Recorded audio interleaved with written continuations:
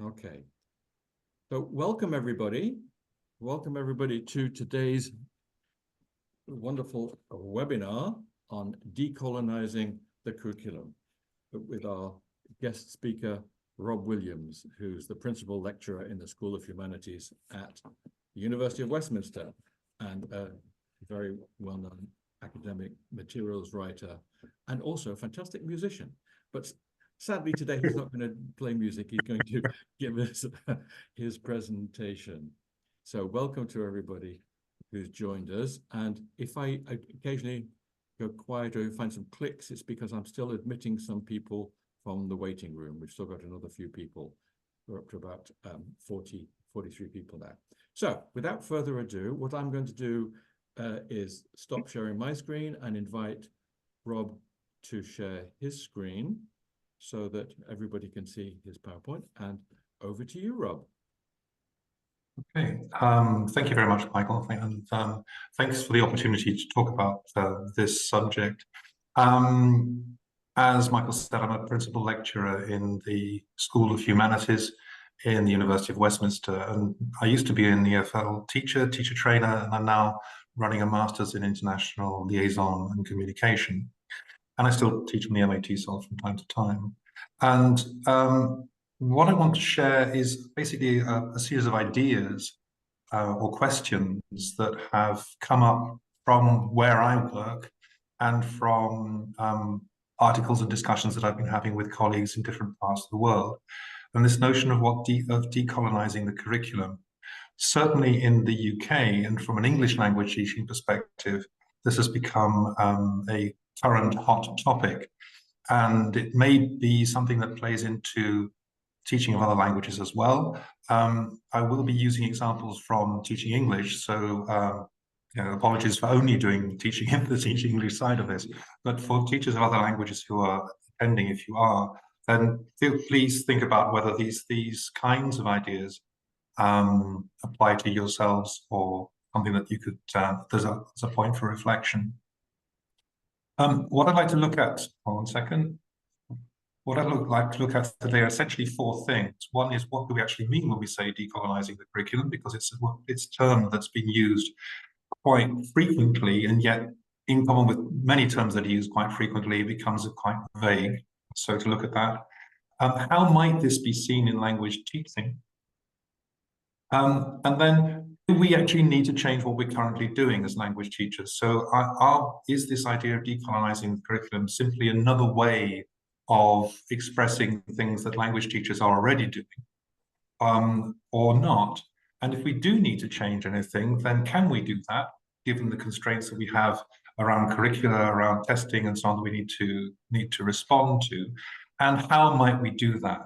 So I'm going to take about 30 minutes or so to talk through those ideas, and then obviously leave it open for Q&A. And do feel free to put questions in the chat or comments in the chat as we go along, so that Barry and Michael and so on can pick these up and we can use those as a basis for discussion. So firstly, what do we mean by decolonizing the curriculum? Again, coming from an English language teaching perspective or an English sort of university perspective, this is taken to be a recognition, if you like, of a colonial legacy from the past. And in any colonial legacy, there is always a question of power. And there's always been a situation where the colonizing power puts in place an education system, a value system, so on, which it then is adhered to by the territories that it occupies. So there's a recognition that over time this has happened, certainly in the English-speaking world. And there's now an understanding that perhaps in doing so, then other voices have not necessarily been served by this. And perhaps it is now time to rebalance that so that people who have, let's say, been subject to a colonial legacy find their voice or their voice is recognized. And it's essentially that. We can see this a lot in, let's say, the tuition of history, for example. And I know the history that I learned when I was at school is very different from the history that's being taught now, because we could say that history is a construction of stories. We could say that actually any education system, the values put forward, is also a construction of stories. And the question then becomes, what kind of stories we want to hear, and what plurality and what diversity of stories do we want to include? So when we're decolonizing the curriculum, what we're doing is essentially this. We're being prepared to reconnect and reorder and reclaim knowledges and teaching methodologies that may have been submerged or hidden or marginalized over time. And this is not to apportion blame on anybody. This is simply to acknowledge that this phenomenon has occurred and to decide whether we need to rebalance in the light of, let's say, changing geopolitics and changing geographics and so on. A way of looking at this might be to think, well, to consider what do we teach and how do we teach it.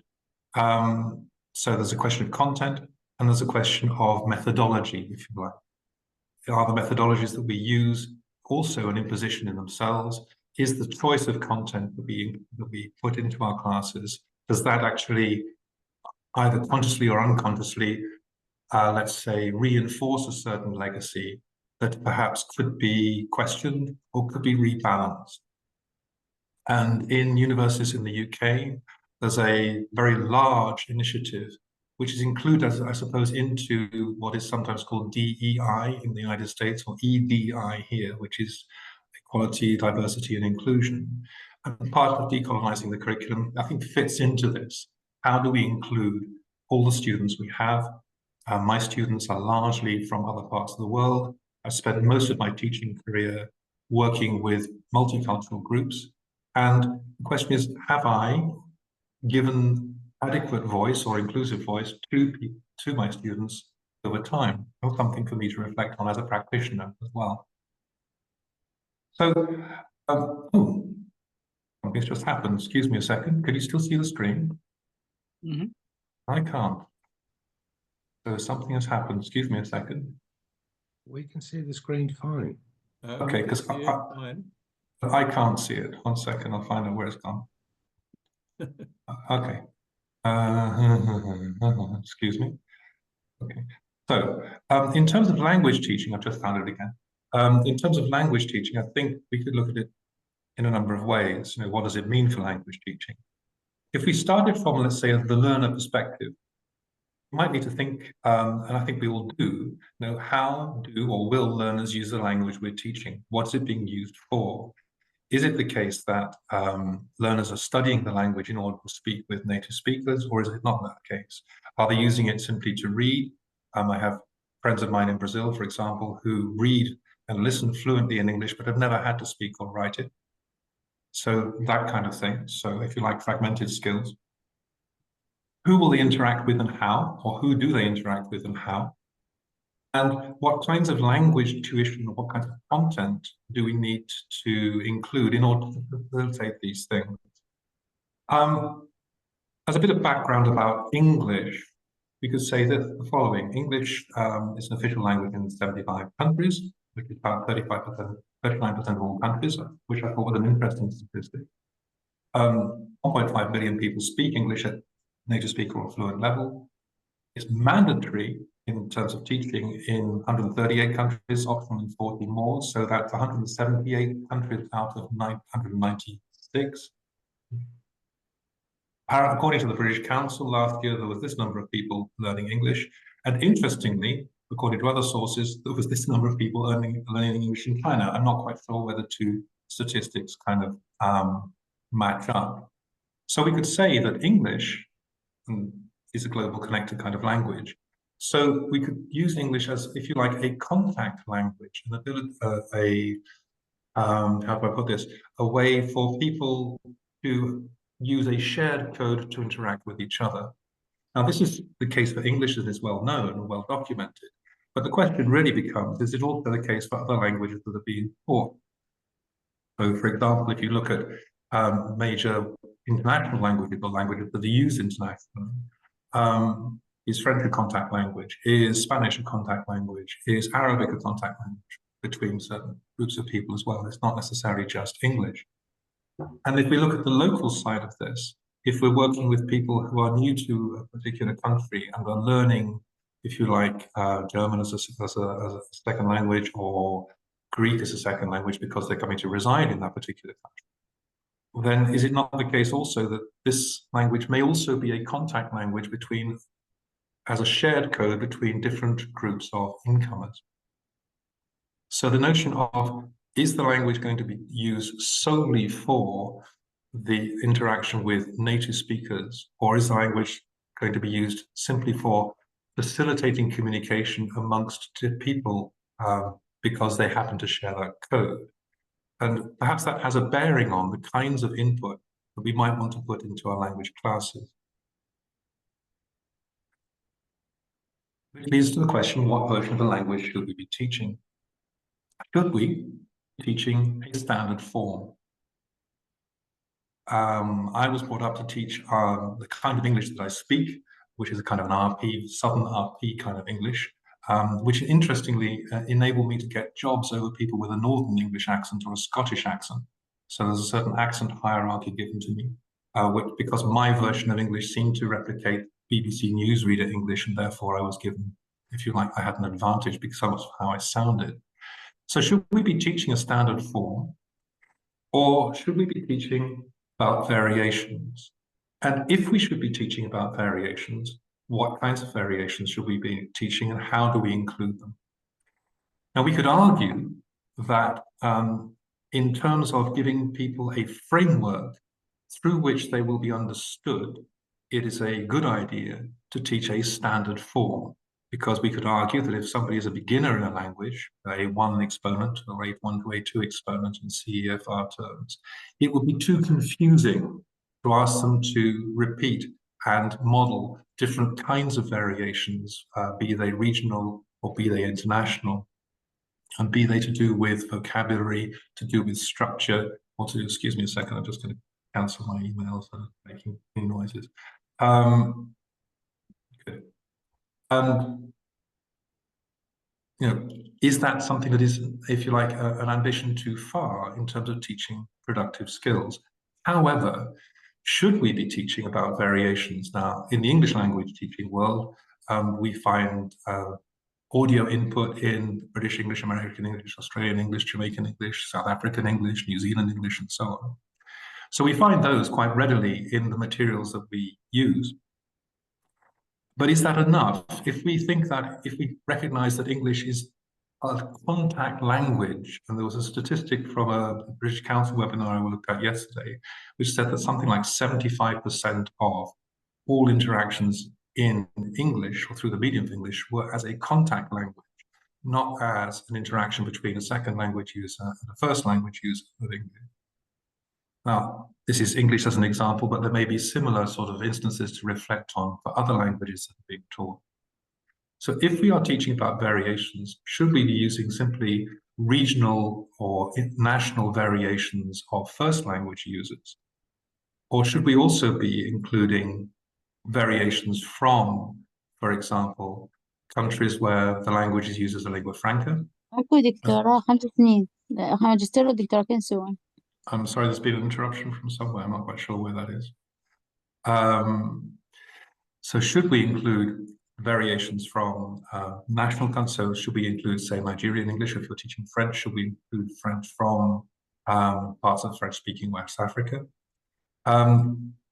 Should we include English spoken in India? Should we include English spoken in various parts of the world?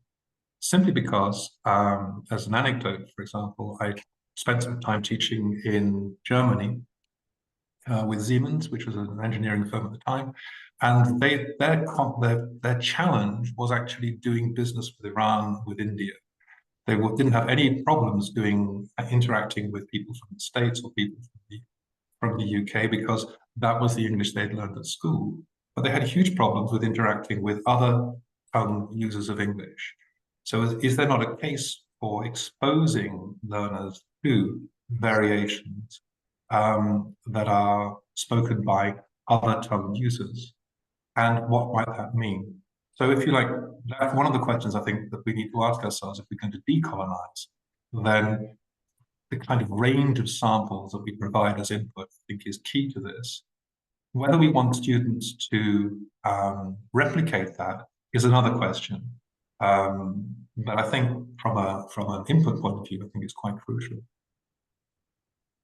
So these two what we teach, and the kinds of, as well as the kinds of, if you like, input we have, some of the things that we can think about are the kinds of pictures we might use in our teaching, kind of sources we might use in our teaching, the kind of inputs we use, I've spoken about that a little way, and the kinds of models we teach. So are we teaching models that are functional, in other words, for people to survive, or are we going to include models that have a cultural component to them? So certain, for example, greeting rituals and various other things like that through English, through whichever language, there's a variance that people are, exposed to. Starting with pictures. You might have seen this, some people might have seen this. This is a very kind of, I've seen this on websites as a teaching aid and as a way of being funny in a class. And you could argue that it is quite humorous. This is the idea of the English being polite. So the English person will only help if they are, if there's been a polite request to help. So excuse me, sir, I'm sorry to bother you, I'm running, etc., etc., etc. Now, this is a series of part of a series of postcards that are available within the UK to buy. Is it funny? Yes, it is, possibly for some people. Does it reinforce a notion of politeness? Yes, it does. But it also reinforces certain stereotypes within that. So the question comes, and this is an extreme example, if you like, the question comes, what kinds of stereotypes or images or narratives are we creating about the target language community through the pictures and through the jokes and through the visual input we include in classes? You could argue for this one, for example, that we've got the way the English person is dressed is a very sort of 1940s, 50s, possibly bowler hats I haven't seen for years in the UK. That idea, the fact that he's not a smiley person, they're carrying a certain sort of superior looking dog on the left-hand side. And we've kind of reinforced a certain stereotype of politeness. I've met students coming to London who've said to me, the English are so polite, because they've, if you like, bought into the myth that we are polite. My own opinion about this is that we use a certain, what is perceived to be polite form of language as a tool to get what we want. So it's not necessarily a question, so is it a question of politeness, or is it a question of, let's say, a social convention in order to achieve something? If you wanted to take this a stage further, you could say this is out of date. You could say that the kind of stereotypical image of an English person is no longer an image that I recognize in the UK. So that's one. This one is a teaching aid from the United States side. I think this is possibly used to describe positions, as a teaching aid to describe positions, or possibly present continuous actions, or possibly ranges of descriptors of different people. It could be used for a range of things. And at the same time, it reinforces a certain kind of suburban living. We've got a range of people with different colors, great. No one's fat, no one's skinny, no one's whatever. This is quite cartoon-like. This is not to say this shouldn't be included, but the question then becomes, do we only use these kinds of images, or do we use a wider range of images and input to give a wider range of, let's say, stories and versions of the societies that we're trying to teach? And do we need to have necessarily something that is a reflection of a particular community? So we could do the same thing by having a group of people from, let's say, a different part of the world, positioned in certain ways, that the same kind of tools, same kind of language can be generated.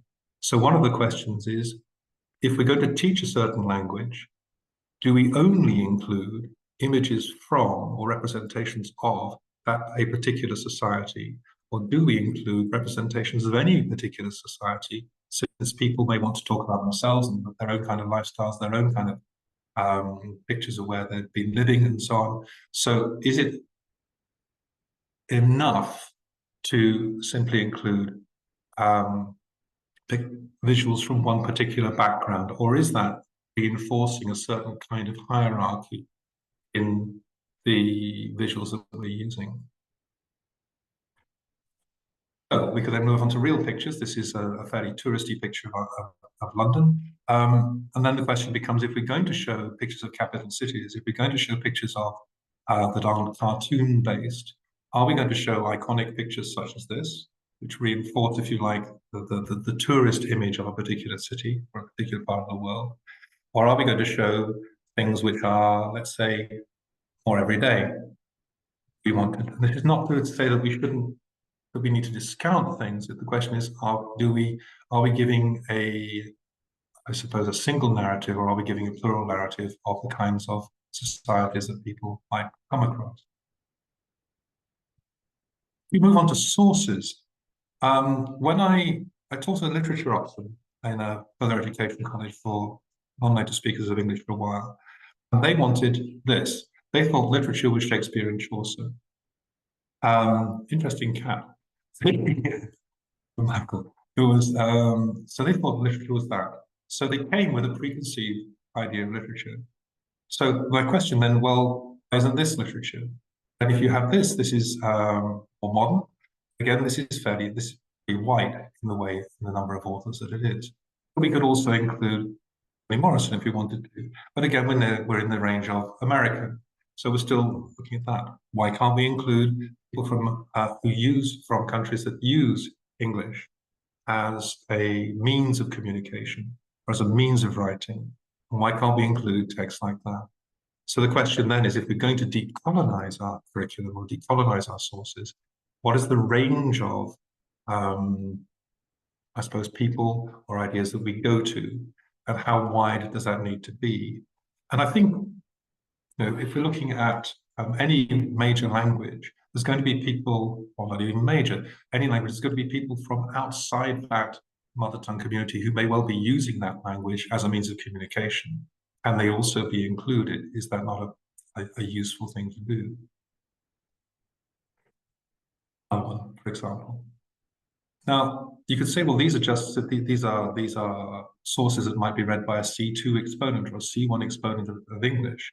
And if you look at graded readers, this is just a list of graded readers, these are all classics.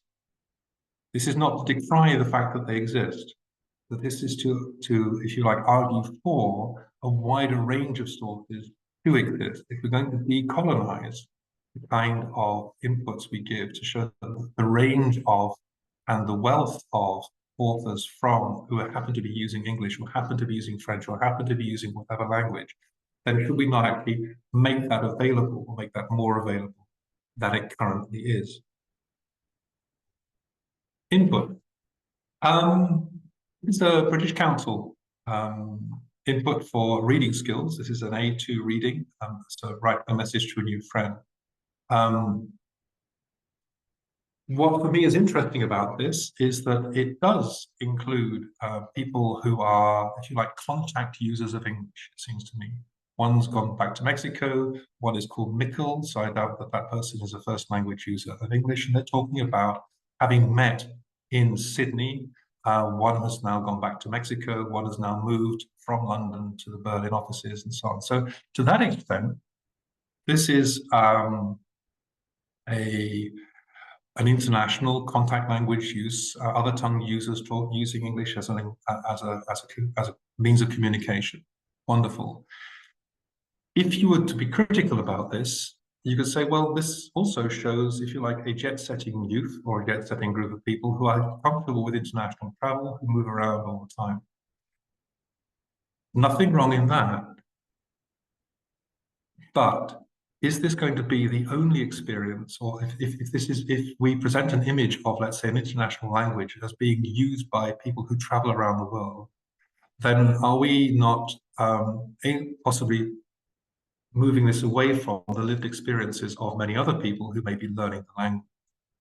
Because many other people may not have the facility or the money or the resources to travel around the world in the way that this is expressed. So this is not to say that this is, let's say, this kind of text shouldn't be included, but the plea is for a greater kind of set of inputs and sets of models where you might have people communicating online through screens and so on if you're looking at international contact language communication, and that will be another way of achieving it. And I think these are things that we need to reflect on. To what extent are we broadening the scope of the kinds of inputs we use? To what extent are we being limited around things that kind of look cool or dark? In terms of model, I appreciate this is a fairly quick gallop through these ideas. This is a typical shopping dialogue we've seen to be, and this is again from a website, typical shopping dialogue. How can I help you? I'm looking for a cotton polo shirt. I'm looking for any brand. Really, I'd like to pay too much. What color would you like? Don't really know. If you follow me, I'll show you good polo shirts, not expensive ones. We could have a conversation about whether we use a picture like this or a picture like this to supplement that. And that's one conversation that could be had. We can also have a conversation about, if you like, the cultural input side of it, which I mentioned earlier on. Because this is a functional dialogue. I don't know how many people buy cotton polo shirts, so why cotton polo shirt? That might have said, if you like, makes things a bit more limiting. But also, is this the kind of thing that happens in all shops in all parts of the world that happen to use English? Or could there be this kind of thing? Can I help? I'm looking for a shirt. Shirt's over there. If you need anything, just ask. Which, if people have been shopping in London, they might have experienced quite often. So the question then is, in terms of the models and the input we give, are we giving a functional model that implies a certain kind of outcome in what people learn, or are we including variations that are, if you like, appropriate to different cultural environments? And this could be the same for looking at languages in different regions of a particular country, language spoken by different diaspora communities, languages spoken by the different multicultural communities that are on a particular country as well. It's not just an international thing. So the question I think that I came up with is, are we already doing some of this? In other words, are language teachers already sort of thinking, well, there's a phase where we speak about personalization. Is that not the same as capitalizing on somebody's lived experience? So we've all been doing this in the way that we've taught languages, where we give a model and then we ask people to personalize it and talk about themselves. So is that not already decolonizing the curriculum in that kind of way? Are we already giving a breadth of inputs and so on? So I went to a bookshop yesterday and looked at some things. And sorry about the photographs; they were on the floor of Waterstones in London. This, for example, is an A1, A2 version of English, and they've done a thing called Good Breakfast, and they've compared breakfasts all around the world. So they've compared 2 English people, one person from Brazil and one from Japan. Same book, do you speak English at work? And they started looking at second language users of English or third language, other tongue users of English, and talked about how they used English at work. So the idea of how English is being used or how a language is being used and the different contexts it's being used and comparisons between different parts of the world do seem to appear, certainly in those textbooks, to a limited extent. So it may be that this kind of thing is already happening. However, this is headway upper intermediate. This speaks more to the idea of jet-setting youth from a certain part of the world. Although it talks about going to Africa, these are people who are taking a gap year. Again, conceptually, how many people get gap years? Is this something that is encouraging and inclusive, or is this something that is outside students' lived experience? So we're not, if you like, capitalizing on or being inclusive of students' lived experience by including these kinds of things. However, this is from Cutting Edge, I think, and this is a lesson in comparisons, and people have used a lot of knowledge, the quiz at the top of this, to look at different places. So there is a comparison, there is a sort of movement across different parts of the world, and all parts of the world. So this is north and south, east and west. But to a certain extent, you could say, well, this is inclusive because it's including ideas for people to think about different parts of the world. What's interesting to me about this is that it seems to seems to stay at the level of knowledge rather than at the level of behaviors and the way people express themselves in language. So what the model that I've come across don't necessarily get to the stage of, well, how might another person from a different background use a lingua franca differently in order to express themselves? And is this something that could be included more in source material?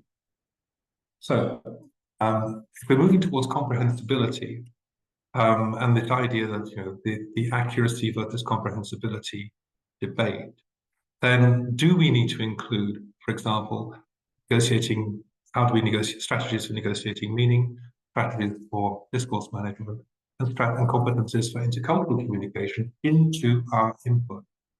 So one of the ways of decolonizing would be to facilitate somebody's ability to manage things they don't understand from the point of view of different cultural rituals, different ways of expressing themselves. Do people need to know, for example, they need to understand that there are different language communities that tend to use more superlative language in the way they speak. I have a colleague who speaks in terms of things being disasters or wonderful and never uses anything in between. Now, if I listen to that, although I'm using a shared code, is my reading of that wrong in the sense that I've attached my own weight of how do I say this, of language? So I've taken something as being, I've taken this, I'll rephrase this, I've taken this literally around, it wasn't meant in the same kind of way, it didn't have the same weight. So are these things that we need to include as well? And if so, at what stage in our language teaching do we need to include this? One last point is to do with, oh, sorry, I'll come back. So we need to think, well, how inclusive are we generally being? We reinforce hierarchies by not including a wide range of examples. And there's going to be a trade-off between functionality and inclusion, possibly. We give space to lesser-known voices, and if so, to what extent? And what sources, materials, and so on can we use that resonate with the lived experience of our learners? So are we showing them things that come, or exclusively showing things that only come from one particular background, or are we showing things that come from a range? I think these are the questions that as language professionals we need to ask ourselves and continually reflect on, to see if we are being inclusive and possibly decolonizing if we need to. One more point is to do with how we teach. I was brought up doing this. I trained to teach in the 1980s, and this was the model of teaching was this. So the presentation, practice, production model, some people may be familiar with this in terms of language teaching. And I was also brought up now in my university life, sorry, go back, I was brought up to say that the students do the talking 70% of the time and the teacher does the talking 30% of the time. And this was the model I was encouraged, I would go as far as to say, almost obliged to follow within my particular teacher training that I undertook. Now that's one model. Is it the only model? I don't know. Certainly in many classes I've been to, it's not been that ratio at all, and yet it's very clear that learning has taken place. So my question around that is there a kind of imposition about what good language teaching is that stems from a certain set of background? Similarly, in university where I work now, I've been asked to value learner autonomy, value critical thinking, value independent learning, to value transferable skills. These are key things that I've been brought up, and I firmly believe actually that are important in people's progress if learners are going to progress. Question is, many of the students I've encountered at university from other parts of the world, this has not been their learning experience.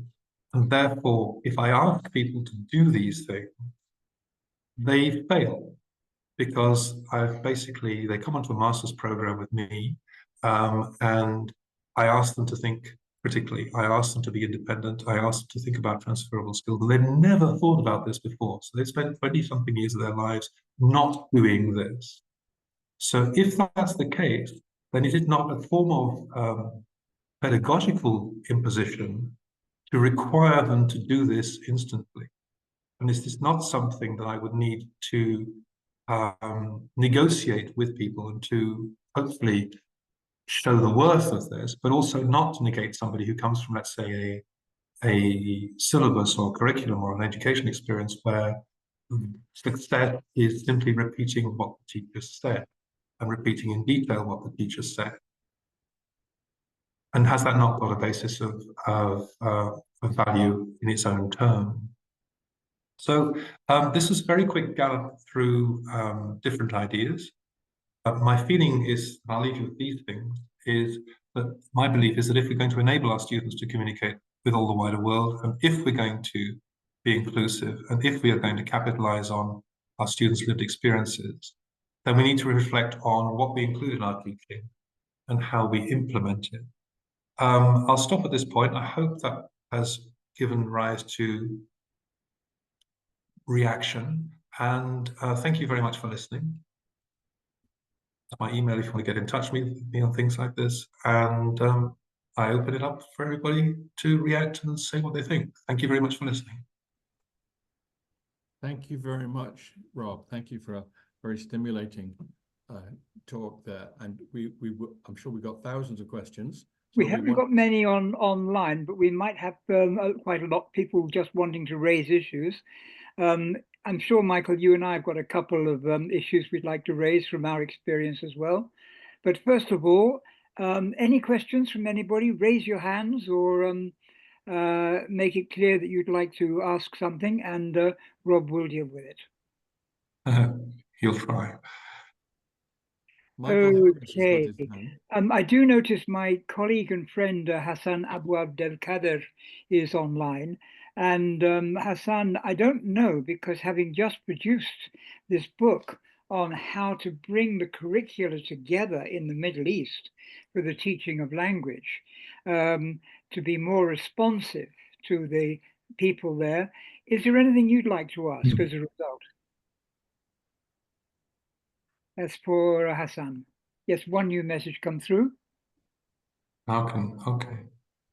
Yes, Edmond Monsillo has come up with a question, so let's go there. How can language teachers effectively integrate decolonized perspectives into their existing curriculum without completely overhauling traditional teaching methods? That's on the chat. Okay, thank you for the question, Edmond. I think that regardless of teaching method, I think that it's possible to include diversity of content. So whether you are somebody who, so this is a question of, if you like, asking for different reactions and putting up different examples. So if we're teaching certain, let's say, formulaic kind of language for functional purposes, then we could put in examples from different parts of the world. We could put in different accents from different. We could get audio from different speakers and so on. So it's possible to include, from a content input point of view, these kinds of things. I think also from a let's say task-based discussion kind of way of teaching, we can put in more variables into the task. So we could say, well, if you come from this kind of background, you have this kind of value, how would you talk about something? If you look at intercultural communication training, that a lot of critical incident work, where there's been a communication breakdown because there's been a misunderstanding of how people talk or the kind of values they're showing from their particular background, then we can build those things in role play cards, for example, and say, well, let's take an interview scenario. We could say, well, you're somebody who values their family, wants to put forward their family as being a proof of your abilities. Therefore, please include your mentions of your family and what you've done for them in all of your answers. Now, that person is still answering the questions, but is doing it from a different background. So it's simply building incremental things into the tasks that you might perform or ask your students to perform, and building in a wider range of inputs. This may be the case that you might have to supplement the course books that you're working with And that's the challenge, because then you've got an issue of how much time can you spend doing that, producing your own cards and your own materials, if you're somebody who's busy. But I would say that a way of doing that might be, if you're part of a teaching team, to have some sessions where people produce, if you like, a pool of materials that can then be divided up or shared out among colleagues. I don't know if that answers your question. Okay. Does Edmund, does that answer your question, or do you want to come back on that?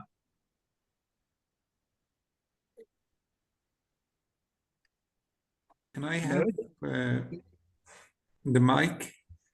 Okay, so if we take Hassan and Michael. Yeah, Michael has raised his hand. Yes, carry on. So we're going Michael or Hassan? Okay, great. Okay. All right. We have got another question, Rob, from Camille Hanmilolu. I probably mispronounced the family name. Apologies for that. But here's the question.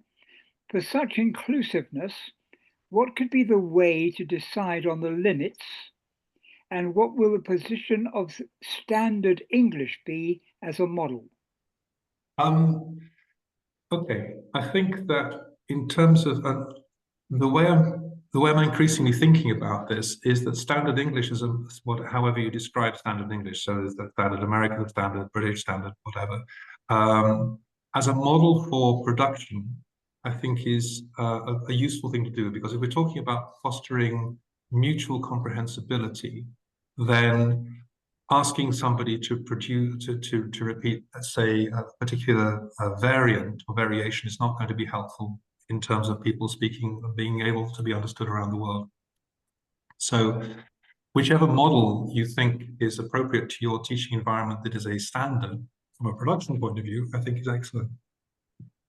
From a receptive skills point of view, I think it's increasingly important to have exposure to different variations of English spoke or whichever language, but if we're talking about English, from various backgrounds, be they first language user, official language user, or second language user.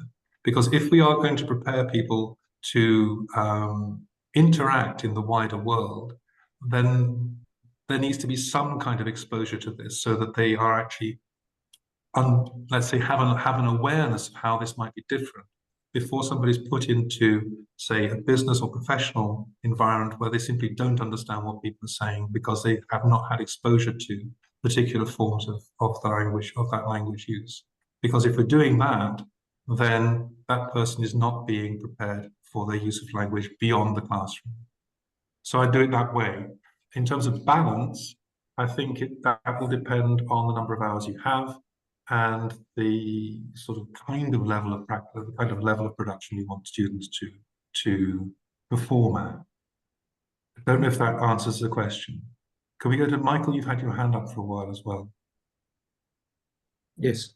Good evening to all. Sorry, Rob, about the cat, but she always she doesn't leave me alone when I'm sitting in my office. Yeah. At the beginning, you spoke about English in communication, okay, and you spoke about the standard form of English depending on the area where we are in. Okay. Should we try and use the standard form of English when teaching, and depending, of course, on what age groups we have? And also, one more question so that I can finish off. One of the slides showed some English classics. Yeah. How much should we use the English classics in teaching? Right. I think that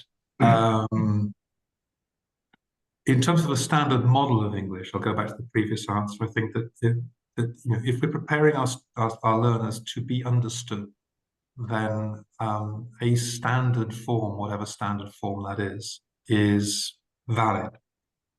But I think exposure to a variety of forms as a listener, because if I, for example, if I look at the languages I speak a version of Portuguese, which comes from Brazil. I have real problems understanding people in Portugal. Now, I have no problems at all understanding any region from Brazil. Now, part of that is because I've not had exposure to enough Portuguese spoken in Portugal. They all understand me, I don't understand them. Therefore, I have a problem in being communicatively efficient in that particular environment. I think the same thing applies in whatever language we teach. So this is about a range. In terms of the literature and the classic side of this, this goes, I suppose it speaks to the passion of the teacher, but also the awareness of the teacher about what is being consumed by your students at the moment. Because if I think of younger learners that I know who are looking at Heartstopper and looking at Harry Potter and looking at various other things, then I will be working on that rather than necessarily classics, because it speaks to the students themselves. Now, if I can find a way of making, let's say, a classic more approachable, then fine. But I think the challenge is going to be, just because I'm passionate about it, doesn't necessarily mean that my students will be. And I need to find a way of making that work for my students to actually want to engage with it. Okay. Maybe, Rob, thank you for that. And thank you, Michael, for the question. Maybe we can come back to, Rob, something that you've been involved in together with me and with Michael in about 3 or 4 years ago, when with British Council in East Africa, in and also in West Africa, in Gabon, we were talking about how we can improve the teaching of English in particular. And one of the key issues, as you'll remember, 2 of the key issues that came out were, number 1 was talking to a company, an international supermarket actually, that was working. And they said the problem is they get the students coming in from upper school and also from university and not understanding anything that goes on in the shops. They cannot understand what's on the walls. They cannot understand the labels. They have no training in that area at all. And that was one thing. And the other one, which was when people were saying, well, how can we operate publicly in business, especially in, say, engineering or something like that, or even go to Ethiopia, which was the nearest place where English was being spoken as a general language. Basically, they're saying they cannot do commercial business in these countries because they never learn how to do it at college. And then they say, final point, we cannot change the syllabus, we cannot change the textbooks, we cannot change the policy because we do not control anything. We're just bloody teachers. Pardon the word bloody. But nevertheless, you've got the point. What would you say? How does that fit in to your thesis? Okay, I think this goes back to one of the questions I think was everyone asked it earlier. I think one of the challenges for teachers is that we are often very constrained by curricula, by assessment, and by often ministers of education where they've not really had any necessary, sometimes in blunt terms, some ministers of education don't necessarily come from education background, and therefore there's a disparity amongst that. You'd have to sneak things in on the side, basically. I think you can't abandon the book, because then somebody will say that you've abandoned the book and you will be criticized for not following the curriculum in that particular environment. And you may be criticized by the students themselves or by the carers and the guardians of the students themselves. So it's going to be sneaking things in on the side. It's going to be finding extra examples that work with that.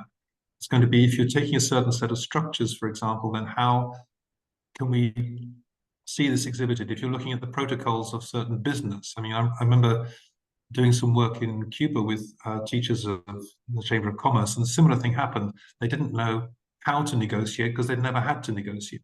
So we then had to start off with what is negotiation and what are different models of negotiation. I had the luxury of being able to design my own syllabus for that, which was fortunate. But I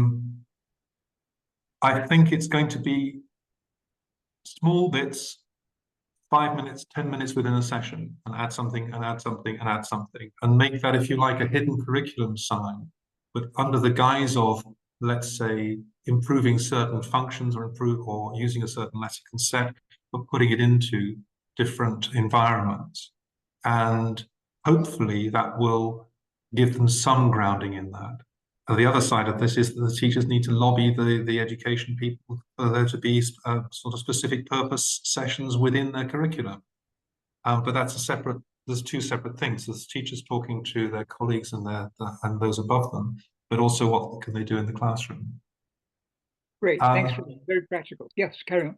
Ian, you raised a question at what level should we start doing variations? I think was your question, Ian. Is that correct?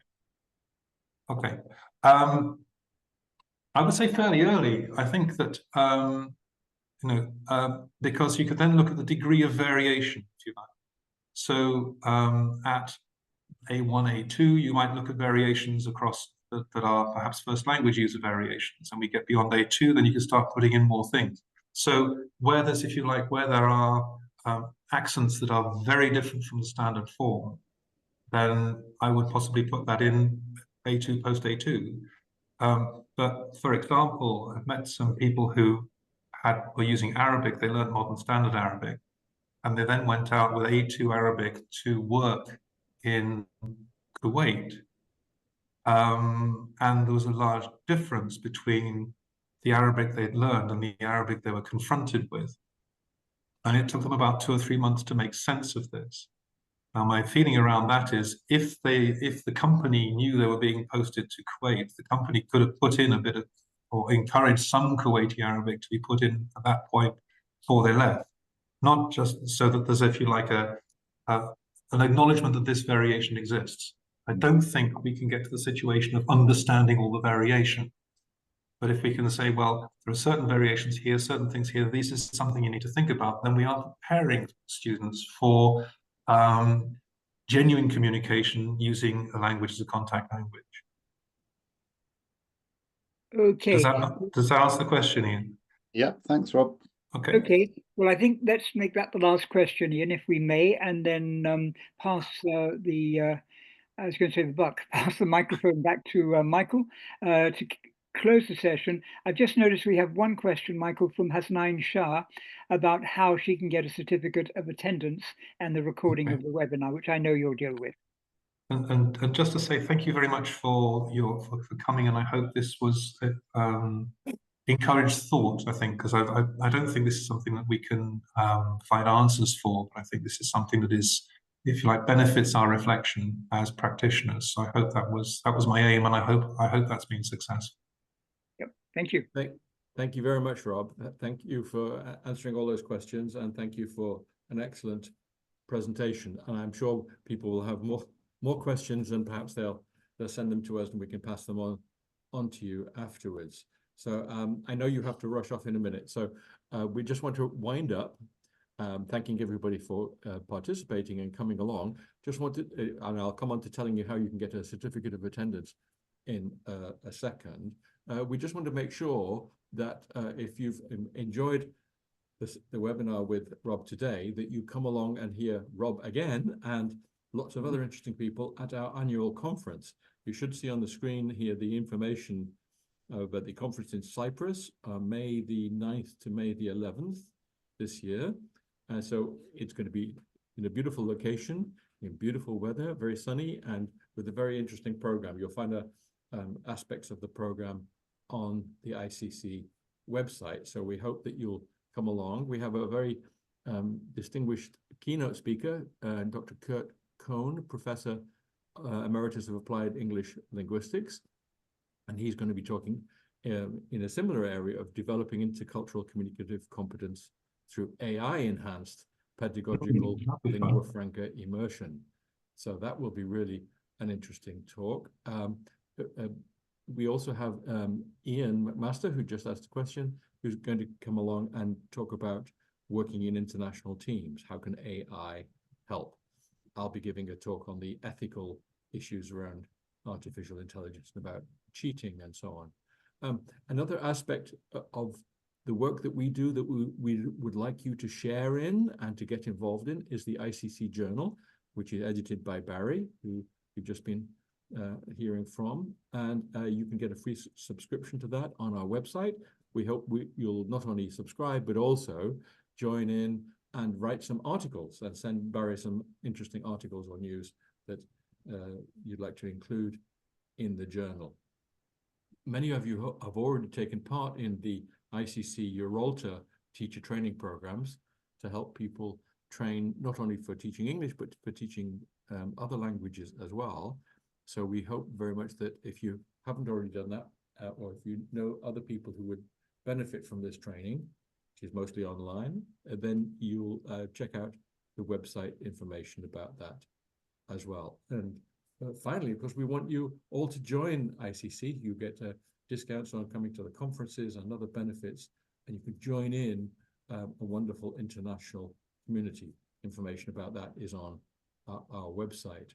Finally, thank you very much for participating. If you'd like an e-certificate of attendance, just send a brief note to this address you see on the screen, info@icclanguages.eu with a hyphen in the middle there, and we'd be happy to send that to you.